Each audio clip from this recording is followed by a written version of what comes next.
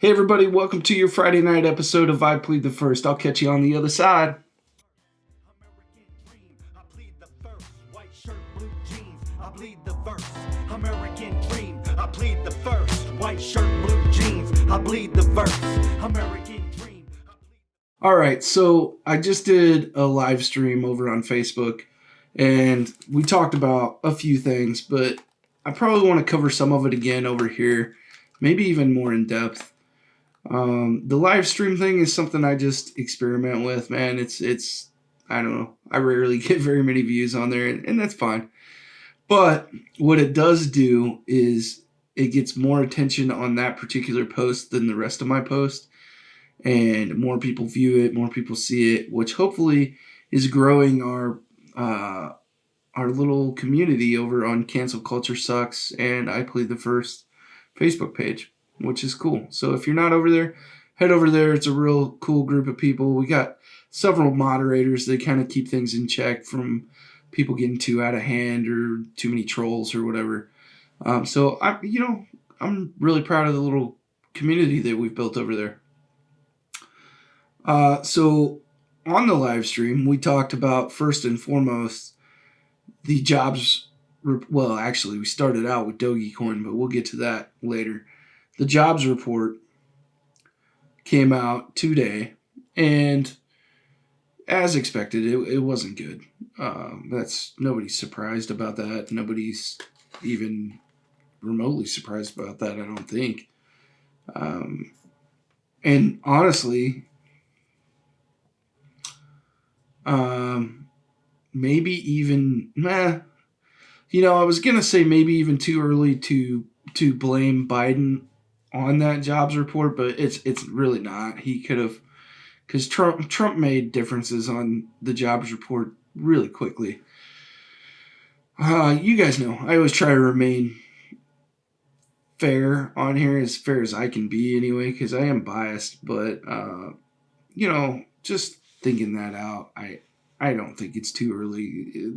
That jobs report is a lot of his politics going on there, and it's also, of course, the virus. But the virus, man, I had to take my kid today to the hospital to get blood drawn. He has a condition that I'm not going to get into, but this is my oldest son. He's graduating tomorrow, by the way. Congratulations, Damien. He does watch this occasionally, so congratulations on finishing high school, son. I'm proud of you. We all went over there to get his blood drawn, and it's just a zoo, man. It's nobody knows what the hell they're talking about. It's the Friday night. It's the Friday night episode. So as you know, when me and Christina and Jason are on here, I'm usually drinking and smoking. So that's what's gonna happen tonight. So if you're offended by that, I don't really give a shit. So here we go. Anyway, it's a zoo. We went in there and he's wearing one of those masks with the vent. And nobody says anything to him. We go through first of all, let's rewind just a little bit. We pull up and you pull down into the driveway, and then there's a parking garage, and you got to go around, and there's a little screening area there where this young man stops you, and he comes up to your window and he says, "Are you here for an appointment today?" "No, man, I thought I'd just come look around." So obviously you're there for a reason. So we told him, "Hey, yeah, we're here for labs." "Oh, okay." And he says, "Have you been exposed to COVID?"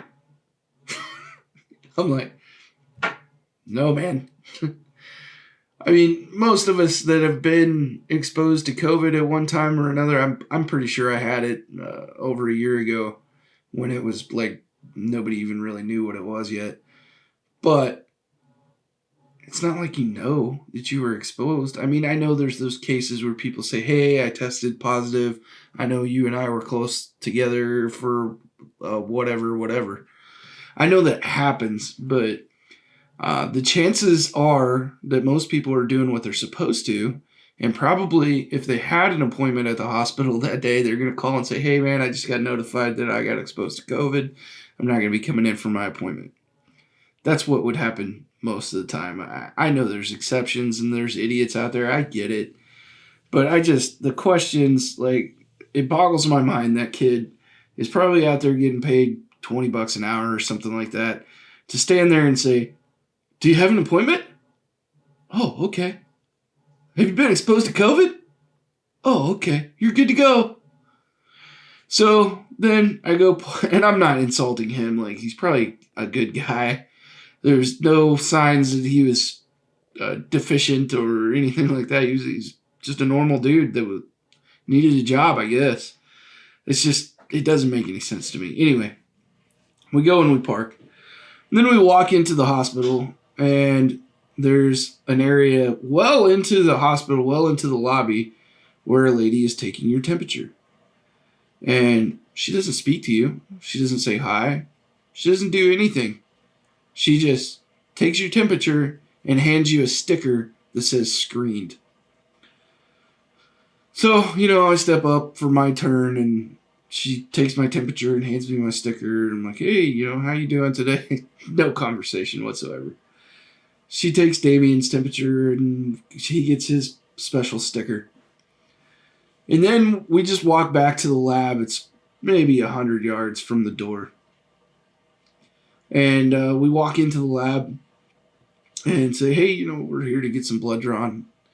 This lady sitting at the desk just kind of freaks out on us and goes, have you checked in at the desk? So there's a desk on the outside there, like maybe 5-10 feet. The lady doesn't, she's just sitting there. So we have to go through this whole process of her looking up my son's name, date of birth, all that stuff. Print out a wristband for him. And while he's standing there, he's got, this comes back to that mask I was telling you about, right? The mask with the valve. While he's standing there with the mask with the valve on it, nobody said a word yet.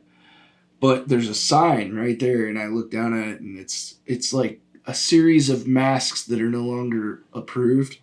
One of them is the face shield that was in vogue for a while. Can't do that anymore. One of them is a gaiter. One of them is a bandana. You can't wear that anymore. And then the other one was the vented mask that Damien was wearing. And I kind of grinned, and I knew she was probably going to have to say something after I said something, but I did anyway. I was like, oh, look, Damien, your mask is illegal. And she's like, oh, I didn't even notice. And she hands him a mask, And it's one of the stupid little disposable masks. Honestly, the mask that Damien was wearing was much more thick, and it's a one-way valve. I don't know if people are aware of how valves work, but apparently not. Anyway. So, yeah, he had to change his mask. Then, after 5 minutes of identifying ourselves and signing paperwork and all this other stuff, finally get to go back in the lab and get our blood drawn. It was the most ridiculous process I've ever seen in my life. As far as I'm concerned, they need somebody, if you're out in the work field and lean concepts, Six Sigma, all that kind of stuff, they need a lean person to come in there and be like, no, because they had, first of all, the phlebotomist is what they're called, the people that draw blood. There was like 6 of them sitting at this desk just waiting for somebody to come in and get their blood drawn. So we finally get through our whole process, and boom, there it is. We walk in. One of the phlebotomists, it was the one that gave us mouth too. She finally gets up and, oh, okay, we'll go get your blood drawn now. Man, so stupid. One of the 6 that were sitting there on their asses talking about whatever the hell they were talking about could have easily looked up in the computer. Oh, okay, you're here for blood draws? Yeah, okay, done. Would have been really easy. But we have this whole rigmarole process. Anyway, that was a 10-minute tangent about nothing that I said this episode was going to be about. And I don't care, because it's Friday night. It's all staying in. And now I'm going to light a cigarette and smoke on camera.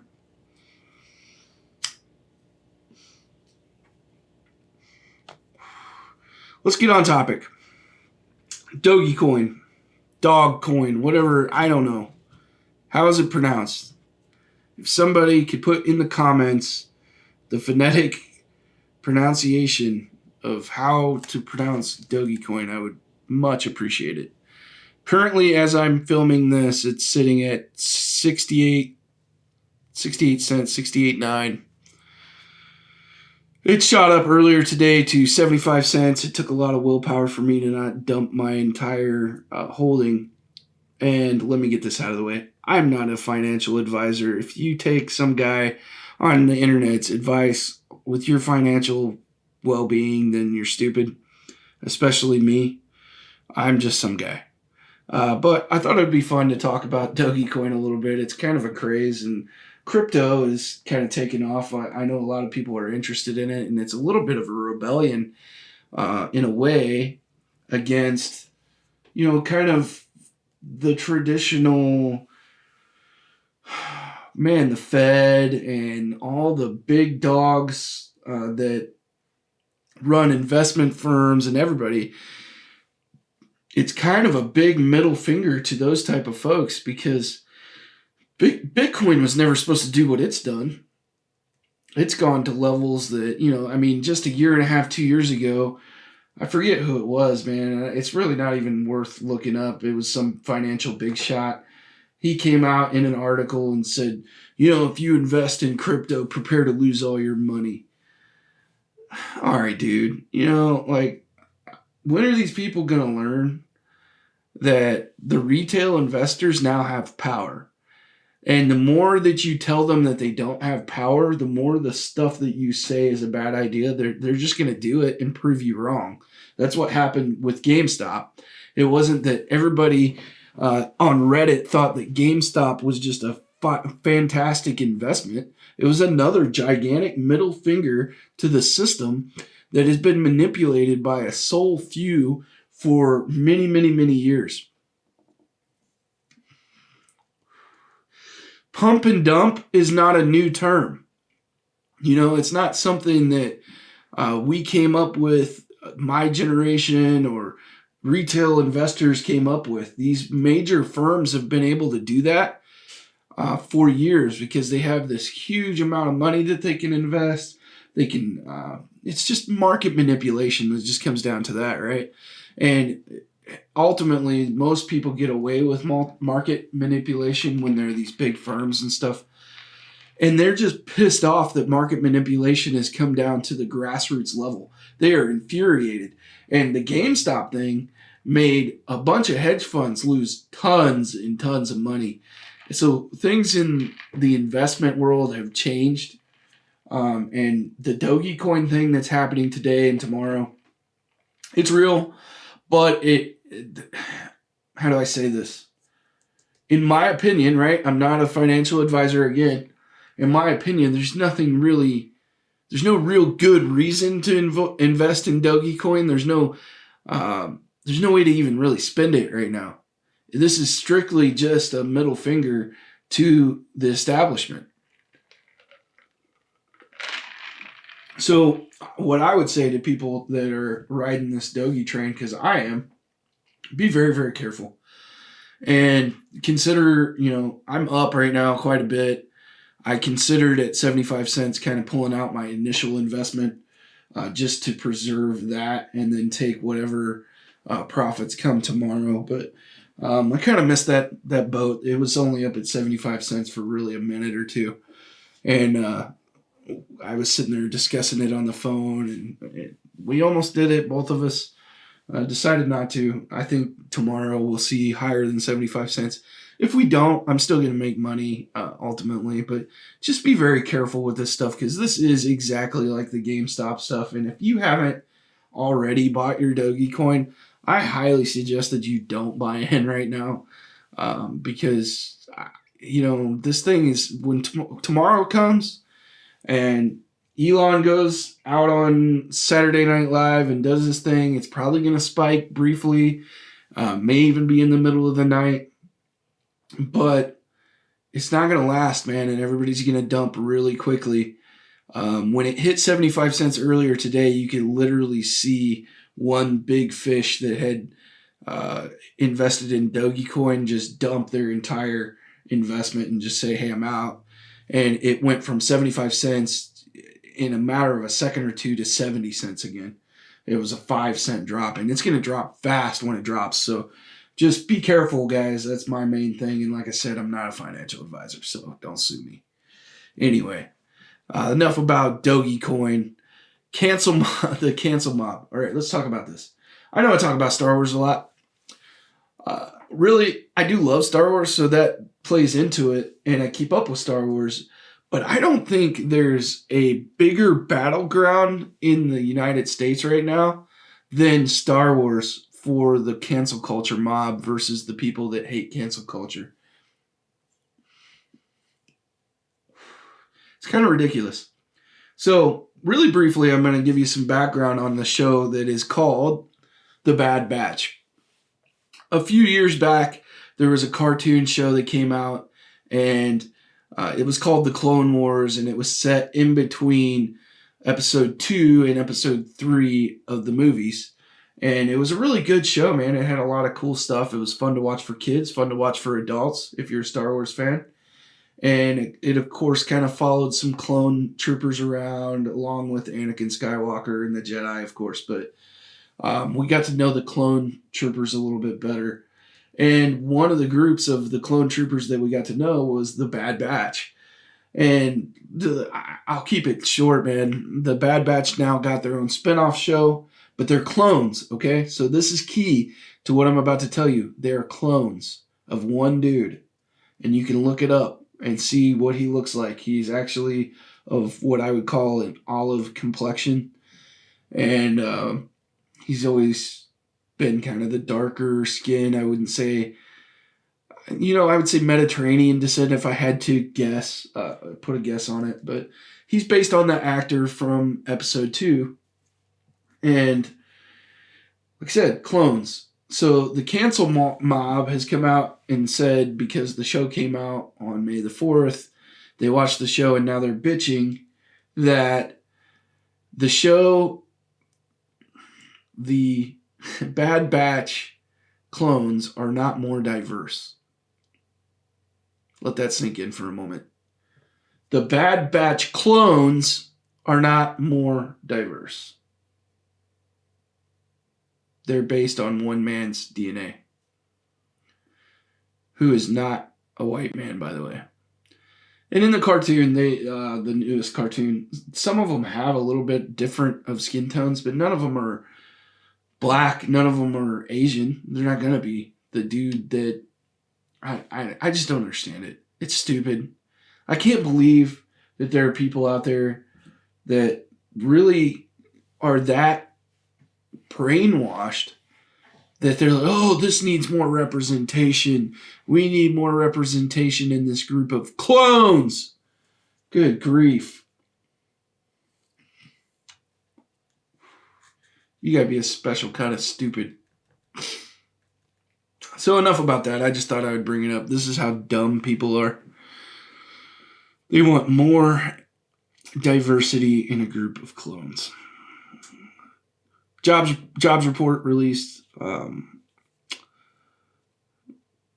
reason I bring that up is not because that's a surprise, but President Biden came out and said that that the jobs report being released and being disappointing is proof that we need to legislate more. Again, this is like a "are you kidding me" moment.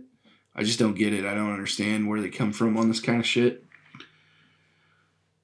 We saw for 4 years where pulling back regulation, repealing, and doing through executive order, which I'm not a fan of, getting rid of barriers for business, made the economy boom. This guy thinks the government can fix everything and more government is going to fix everything. So stand by on that. We'll see what he comes up with next. It's probably going to cost my grandchildren even more money. At this point, I don't even know what to say. It's not going to be money that I pay back. I'll be long dead by the time we get to that point. We're just going trillions at a time now. It's just ridiculous. And for anybody to sit there and bitch and moan about the defense budget and the Iraq war or the Afghanistan, like, get off of it, dude. The stuff that we spend money on now is absolutely insanity. Anyway, on to the next topic. California population shrinks. For the first time in the history of the state of California, their population shrank. It's not surprising. No one, again, should be surprised by this. For 30, 40 years straight, they've voted for Democratic and liberal policies, and Democratic and liberal policies are historically bad for economics. You can look at any and every state that has been a long-term haven for liberal policies. They recently got all of those blue states recently got a gigantic bailout in the form of the last stimulus bill. And so it keeps them afloat and makes them look better than they actually are. But all of those states struggle.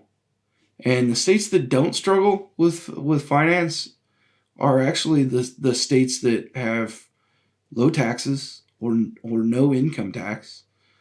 They have lower regulations. They flourish. They do well. The states that do terrible are states like California. The cost of living is extremely high. The cost to run a business is extremely high. People are to the point where they no longer want to live there, and now they're leaving. Which, good on them, but here's the problem.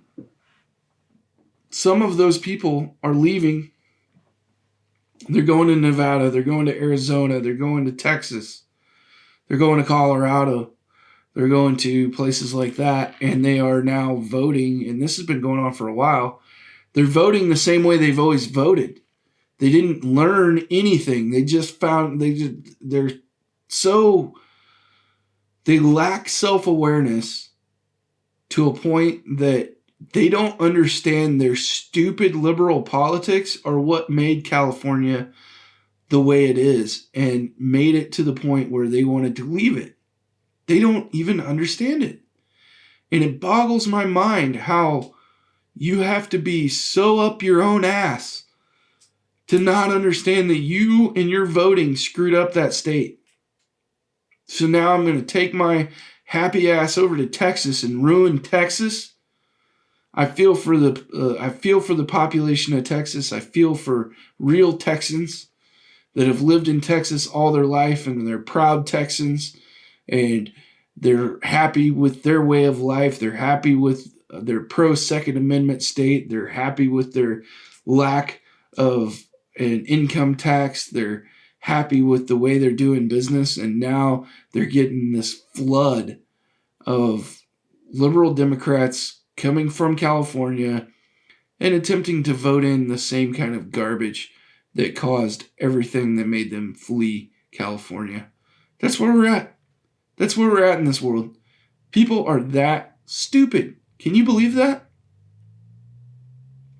I don't even get it, man. Can't wrap my head around it. Anyway, I think that's going to be the episode for today. I don't have a whole lot else to say other than one more time for my son. Congratulations. I'm so very proud of you for sticking in there, graduating high school. You're on to bigger and better things soon. He's going to have a challenging summer.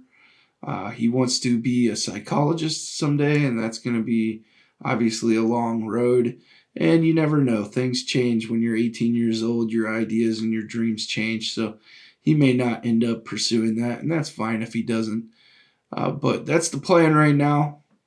And he's got some surgeries to overcome with his physical disabilities. So he's got a long road, a challenging road. A lot of change going on in the Mesa household right now with me just a few days out from official retirement from the United States Air Force. Damien graduating high school and getting ready for some summer surgeries. Devin's got some surgeries left.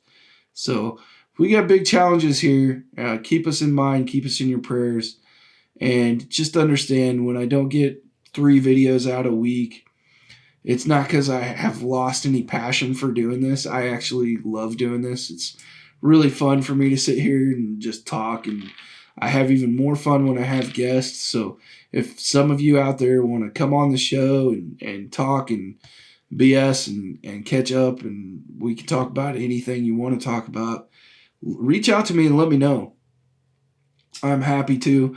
Thunderduck, I know, wants to do another one, and we're going to do that. I've been reluctant to commit to doing that with Thunderduck because of my schedule, and I just don't want to leave him high and dry when I've agreed to an appointment of, hey, we're going to do this on this day. So that's kind of what's holding that one up, because I like talking to him. He's a good dude. He's really smart. He's got great views.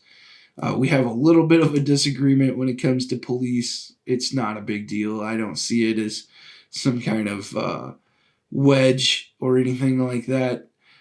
Shouldn't be a wedge between my community, his community. We share a community on Cancel Culture Sucks, because he's on there probably. I mean, he's way more active than I am on my own group, which is fine.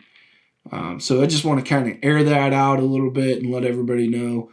Me and Thunderduck are good. It's cool. We can disagree on things, and we'll have that discussion at some point.